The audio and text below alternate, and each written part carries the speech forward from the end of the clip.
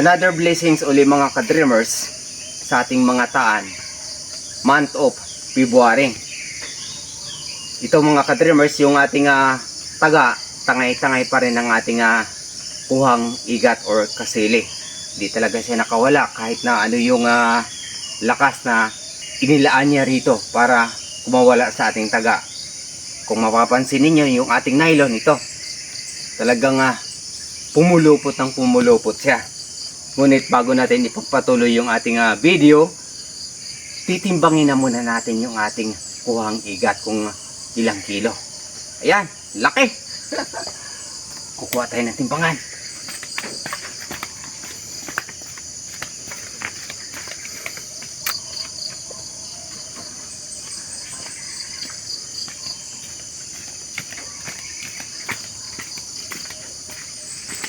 Ito yung nakakaganda rito mga ka-dreamers, dahil sa tuwing nakakuha tayo, tinitimbang natin para malaman natin kung ilang kilo yung kuha natin. Class A na isda sa ilog. Ito yung igat or kasili, tinatawag ng ibang lingwahe. Ayan, yung ating kuhang igat ngayong umaga mga ka-dreamers ay 1¼ mahigit 1¼ kilo. Sa kaalaman ng lahat, yung ating panghuli ng igat ay ito mga ka-dreamers. Ito yung mga taan natin na 3 dipa inilaan natin para sa mga malalalim. Kalagitnaan natin siya itinataan. Tapos meron tayong 7 dipa naman para doon sa pinakamalalim talaga. Doon lang tayo sa may buhanginan pumupwesto.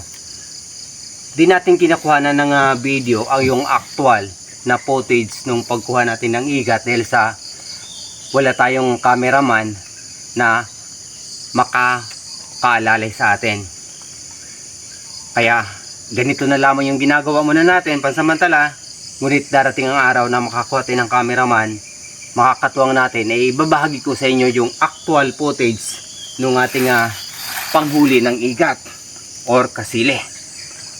Sarap nito. Ito yung pinakamatabang isda sa ilog na talagang napakasarap, napakatamis ang sabaw.